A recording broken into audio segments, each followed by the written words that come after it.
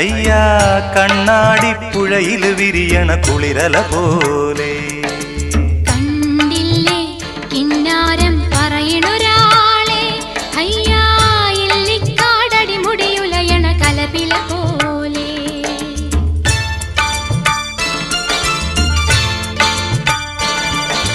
പെണ്ണിന്റെ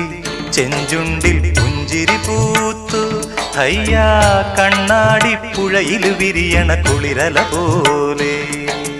കണ്ടില്ലേ കിന്നാരം പറയണൊരാളെ